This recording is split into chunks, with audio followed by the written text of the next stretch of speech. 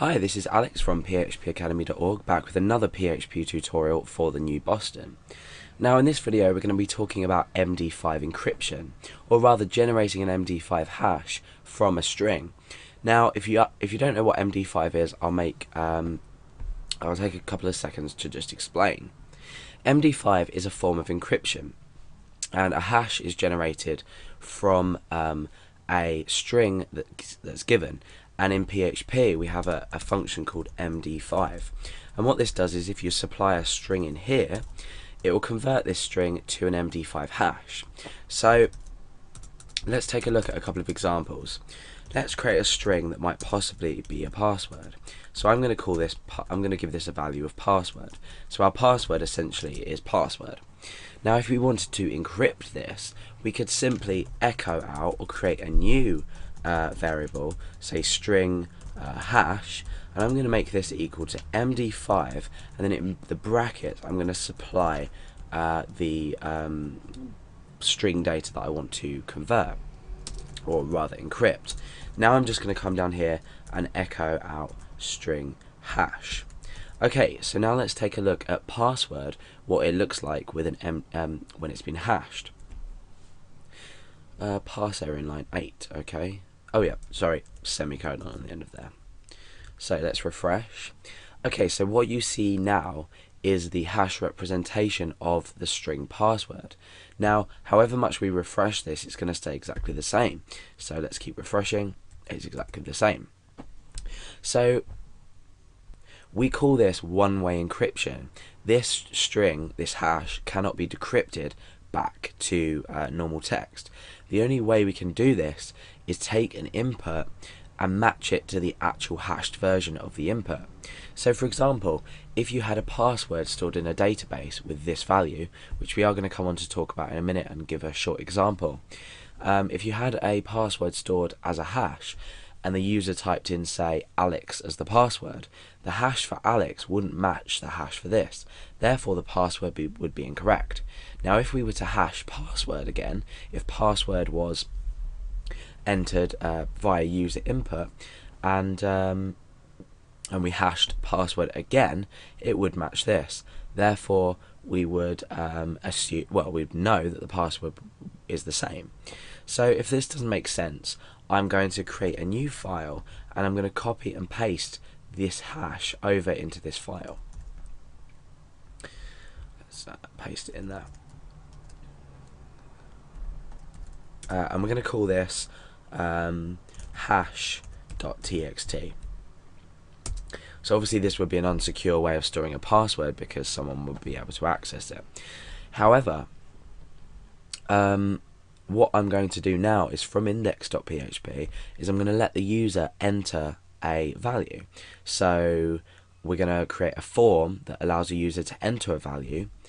Then when the form is submitted, we're going to open hash.txt, we're going to look at the contents, and we're going to see if the password matches. Bear in mind this is equal to password. So if we were to type in Alex, the password would be incorrect. However, if we were to type in password, this would be correct. So let's begin creating, well, we'll get rid of this first of all, and let's begin creating our form. So form action equals index.php. The method is going to be post. Remember, we're posting a password, so we want to keep it out of sight.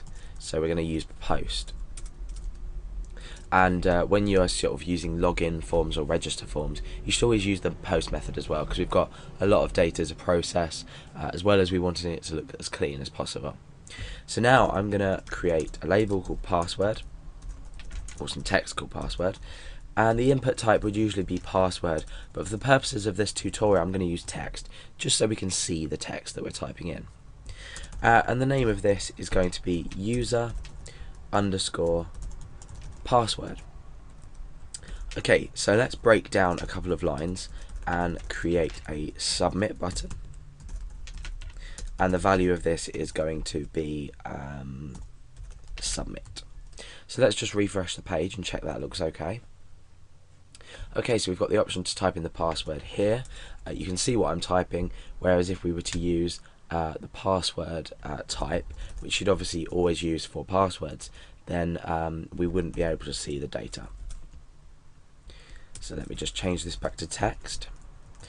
Okay, so the next thing we want to do is up here we want to check that a password has been entered into the box and the form itself has been submitted. So we do this, we start an if statement, and this here is going to be the block that runs if this is evaluated to true. So the first thing we need to check is if the input type has been set, therefore the form has been submitted. So we can say is set post user underscore password, and we're also going to check if the password isn't blank, so we're going to say is not empty, not a semicolon there, sorry, and then we're going to specify this post again, so user password. Okay, so presuming that the form has been set and the password has been entered, we're now going to echo out something just to confirm this to us as programmers before we continue to the next step. So let me type, let me just refresh the page first of all. Let me just type password in here. And I'm going to click submit. And you can see that we've got this little message, confirmation message coming back. However, if I submit it without any data in, nothing happens. So the user is going to have to type in a password. We could also, let's say, else here. We could echo, please enter a password. Okay, so obviously we're not going to be echoing out okay to the user. That was just for our benefit. Now the next stage is to set a new variable with this password value in. It's not necessary, but it just allows us to program a lot quicker.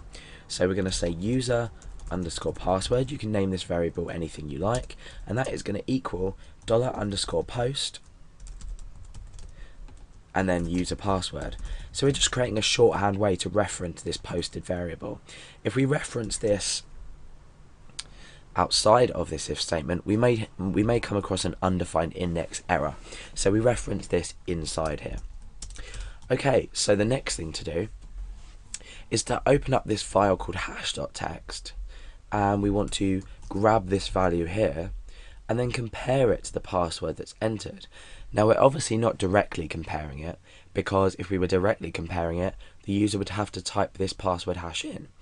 Or if we were storing it as plain text, we wouldn't have to do anything to it, because that would avoid the point of talking about MD5 hashes.